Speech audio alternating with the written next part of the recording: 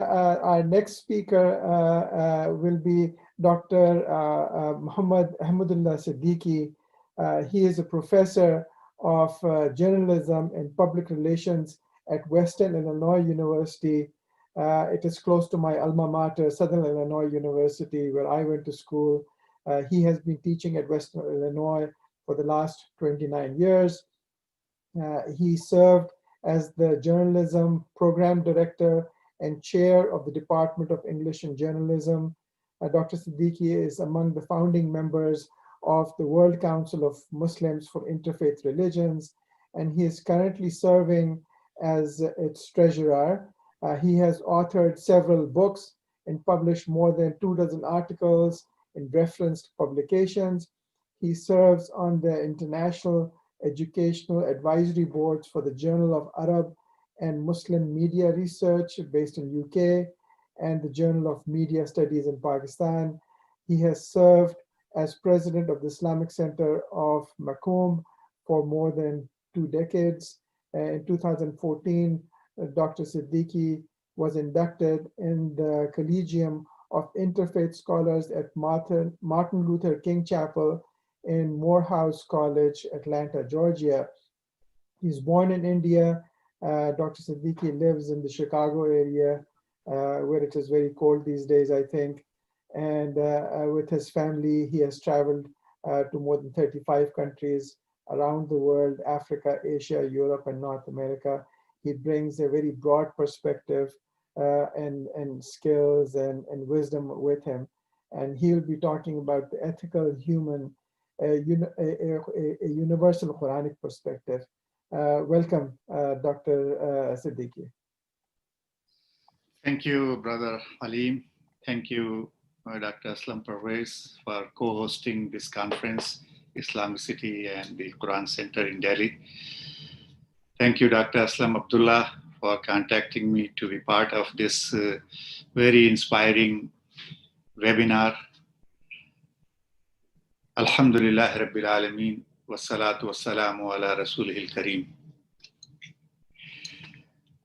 In secular worldview, ethics is always separated from morals and linked to professional standards.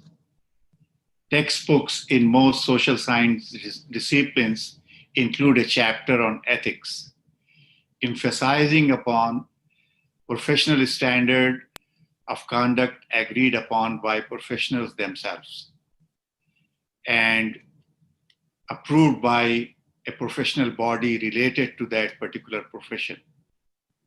In contrast to this, different religious traditions link ethics with morality based on divine guidance derived in many cases from scriptures. Islamic ethical traditions are deeply rooted in Quran and the Sunnah of Prophet Muhammad sallallahu alaihi wasallam. Islamic spirituality and morality are the foundations of human action and thoughts. The enduring ethical principles of Islam are at the heart of all human activities. Next slide, please. The Quran and the Sunnah contain the broad principles needed to negotiate the problems that arise in human societies in different ages. Quran emphasizes the ethical dimensions of sending Prophet Muhammad by declaring, وَمَا أَرْسَلْنَاكَ إِلَّا رَحْمَةً لِلْعَالَمِينَ. And we have sent you, O Muhammad, not but as a mercy to all creations. Quran also states, وَتَمَّتْ كَلِمَةُ رَبِّكَ صِدْقًا وَعَدْلًا. And the word of your Lord has been fulfilled in truth and in justice. In Islam, God and hereafter are not merely postulates of morality as Kant has thought. They determine very much the meaning and content of ethical concepts and values.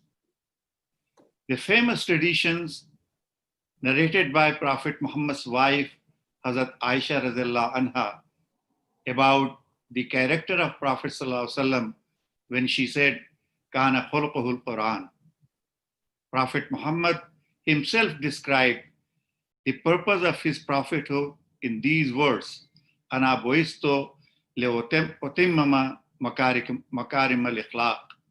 I have been sent to humanity so that I can perfect the morals.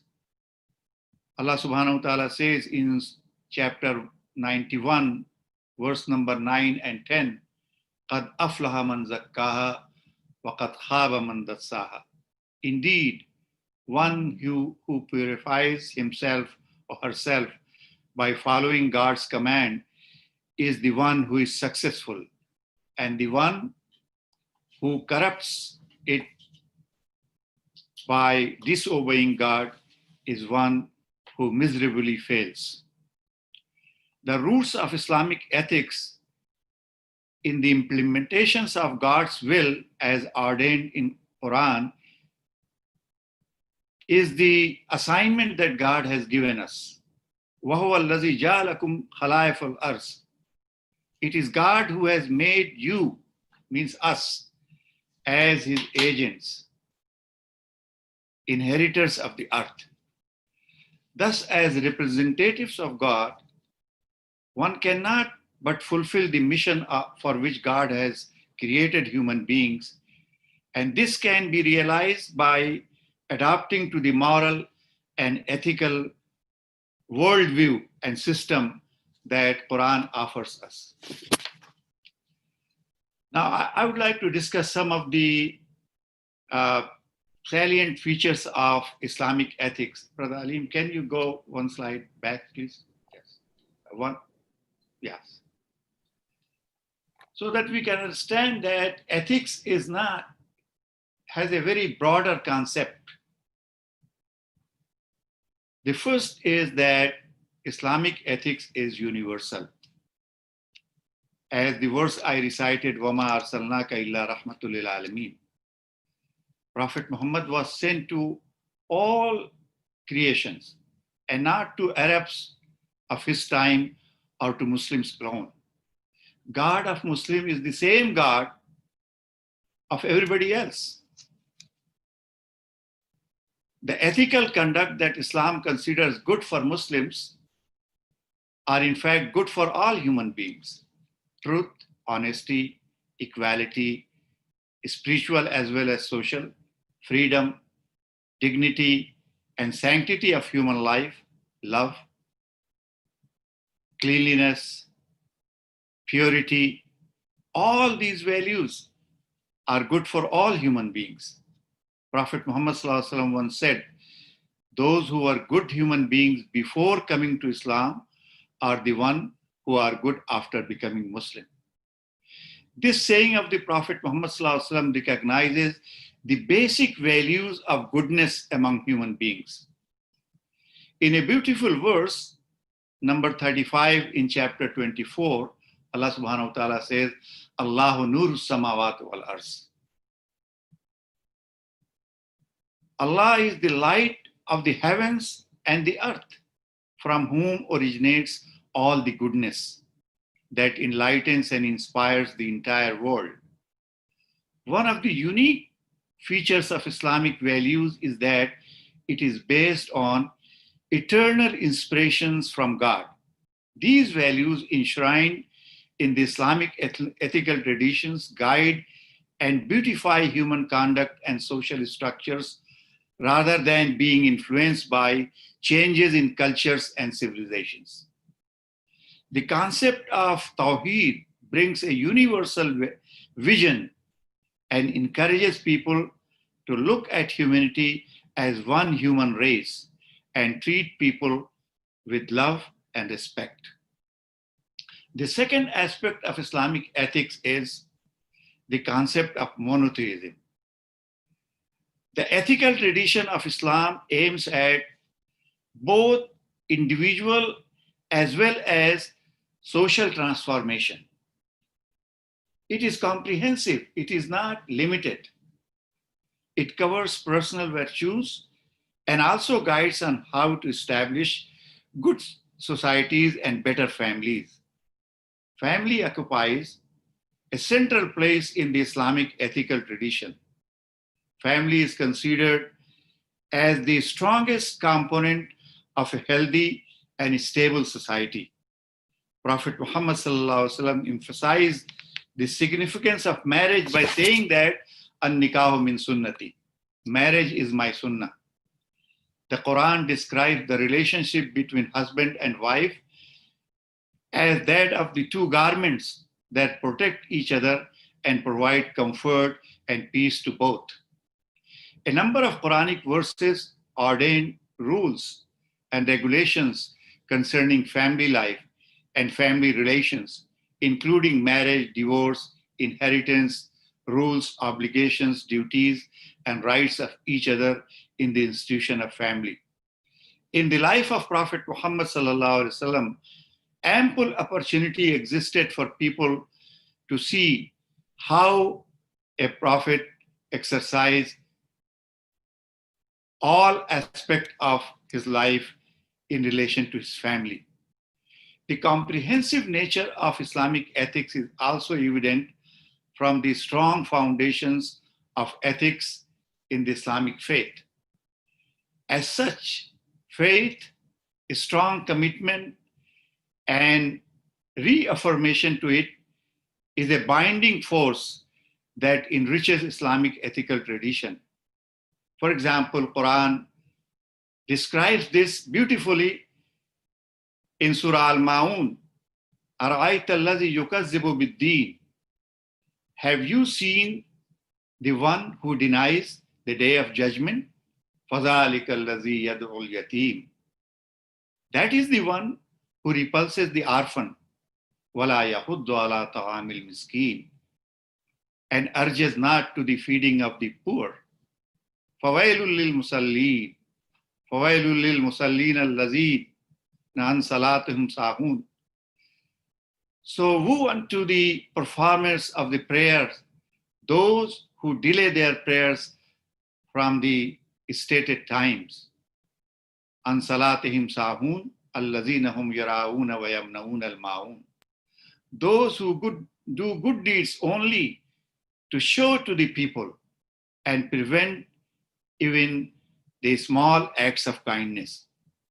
Here, as we can see, obligatory prayers and laziness in prayers is directly linked with being heartless, being unkind, and being uncharitable. Even economic activities, financial activities have been linked in Islam with ethical principles. And God has very clearly told that the wealth may not be confined to the wealthy people. It should circulate from the richer people to the poorer people. Thus, there is no compartmentalization of ethics in Islam. The third aspect of Islamic ethics is that it is practical in nature and it is positive. As Creator, God has enjoined upon us to fully enjoy the richness and comfort of this life as well.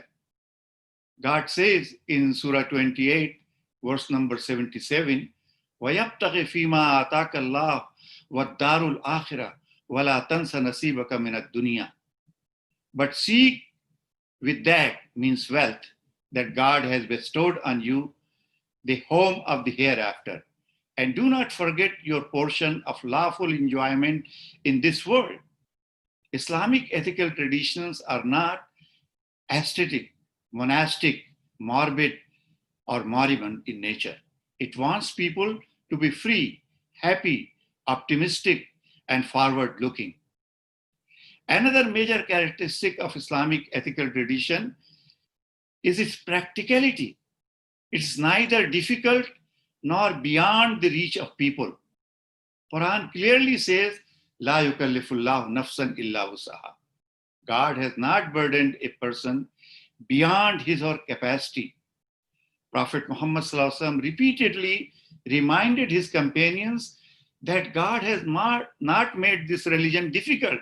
So do not make this difficult for people. The fourth characteristic of Islamic ethics is that it is free of double standards. Islamic ethical traditions are the same for all class of people, rich and poor, rulers and ruled. The men and women are all governed by the same standards of moral conduct. What is forbidden for everyone. What is permissible for everyone. For example, while emphasizing the notion of justice for all, Quran reminds us, Ya ayyuhalladhina amanu, kunu qawwamina lillahi shuhada bil qist, wala yajrimannakum shananu qawmin ala alla ta'adilu. Edilu huwa aqrabu littaqwa, wattaqullah, inna allaha khabirum bima ta'malun. O believers, stand out firmly for God as just witness, and let not the enmity and hatred of others make you avoid justice. Be just, that is nearer to piety, and fear God. Indeed, God is well acquainted with what you do. Quran makes it very clear that God does not like people who say what they don't do. Hypocrisy is most sinful act after shirk in Islam. Islam is against force and coercion in religion, la ikraha fid din. Human freedom is God granted and one of the most valuable assets of an individual. However, once a person discovers Islam or realizes his faith to be Islam, Islam asks to be sincere and commits fully. Udkhulu fi silmi kaffa.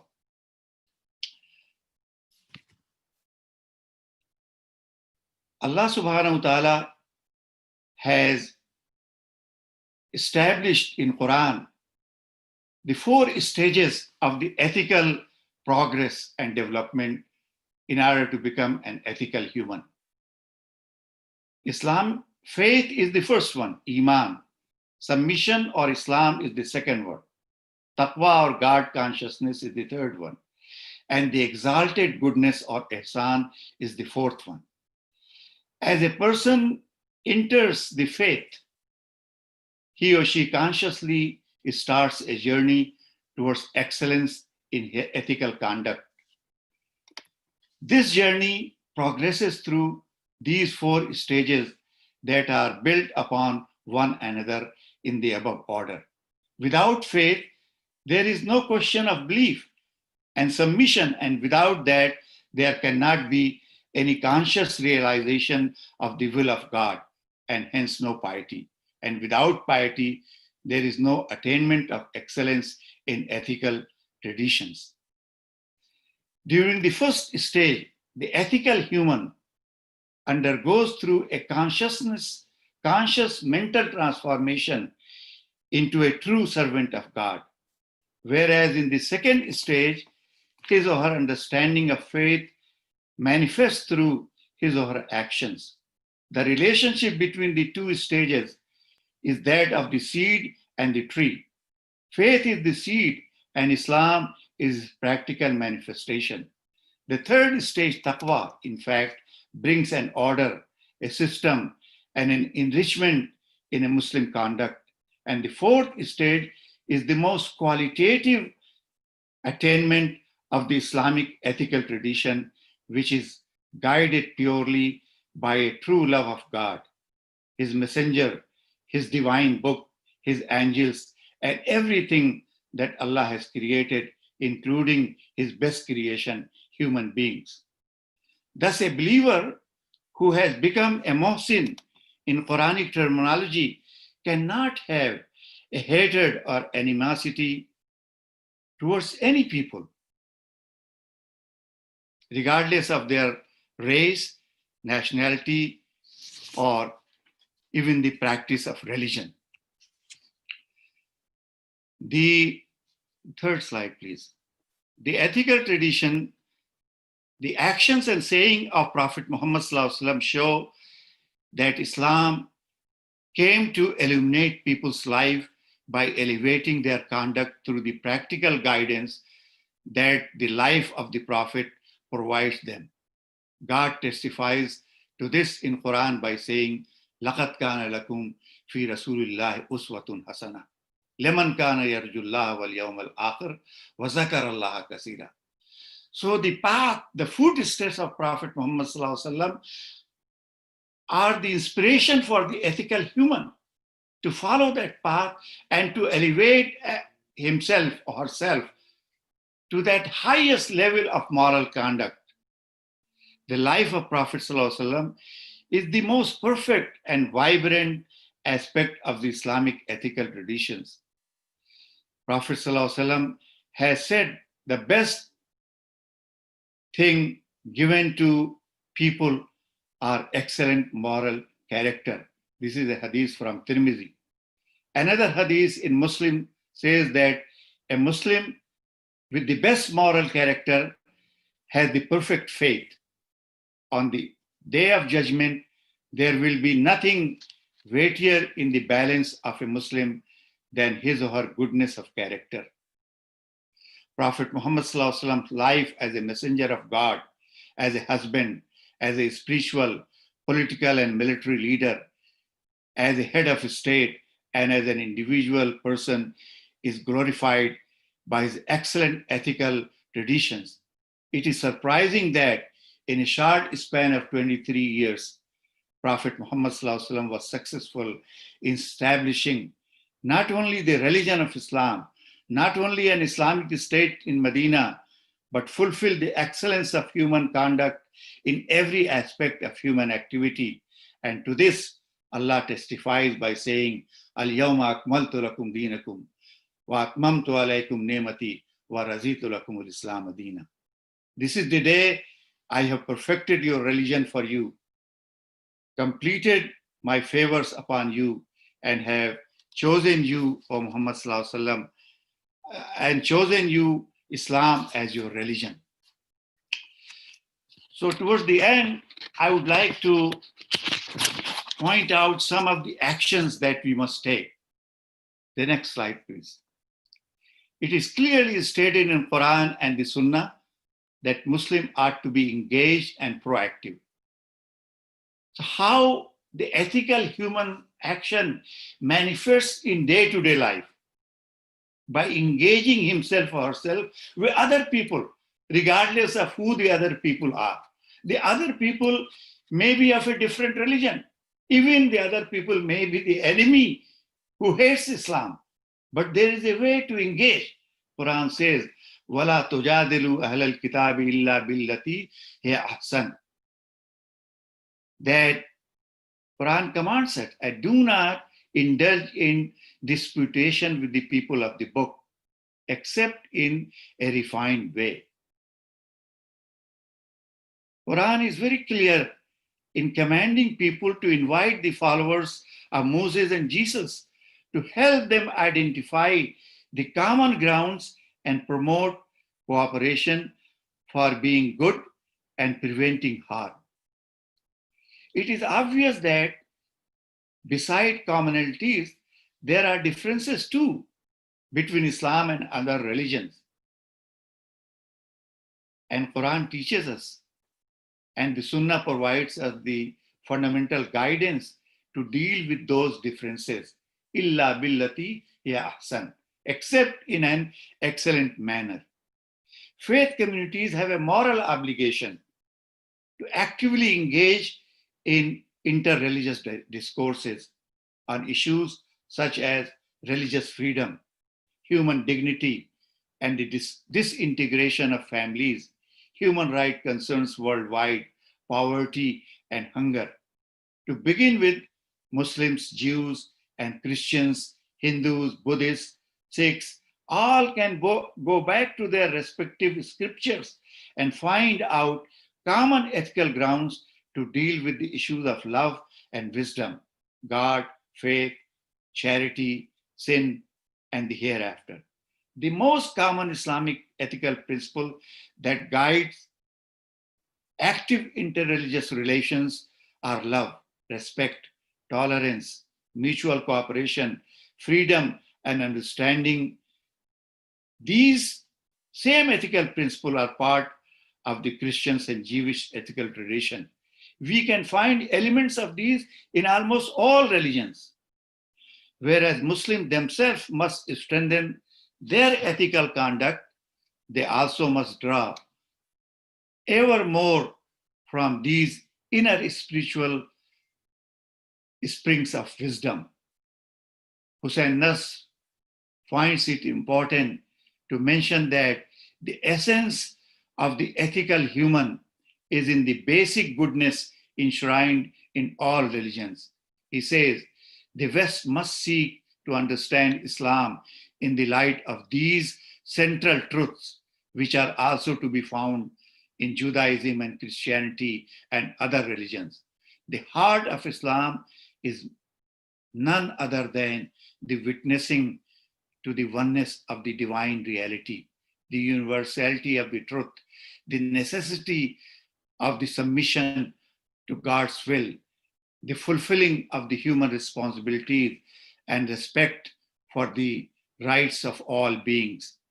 The ethical human has an obligation to exhibit true love of God, a real concern for the betterment of all people, mutual love and respect and tolerance, and a commitment to strive for what is universally good for all people, and a struggle against what is essentially bad for everyone.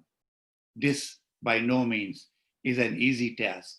It is a challenge to come out of hypocrisy, arrogance, racism, hatred, and to accept the truth that all human beings are, in fact, one community and one nation in the service of God. It is not rhetoric. It is, if we may use the term, real jihad to which we all are invited. I want to conclude by sharing with you a beautiful hadith of Prophet ﷺ that emphasizes and elevates the ethical human. This is a Sahih hadith from Sunan ibn Majah, narrated by Hazrat Abdullah ibn Umar radhiyallahu anhu. I am reading the translation. I saw the Messenger of Allah sallallahu alaihi wasallam making tawaf of Kaaba and saying, "How good you are, and how good your fragrance! How great you are, and how great your sanctity is! By the one in whose hand is the soul of Muhammad, the sanctity of the believer is greater before Allah than your sanctity. His blood and his wealth and to think anything but good of him is more respected by Allah than your respect." أقول قولي هذا أستغفر الله لي ولكم ولسائر المسلمين والحمد لله رب العالمين والسلام عليكم ورحمة الله وبركاته.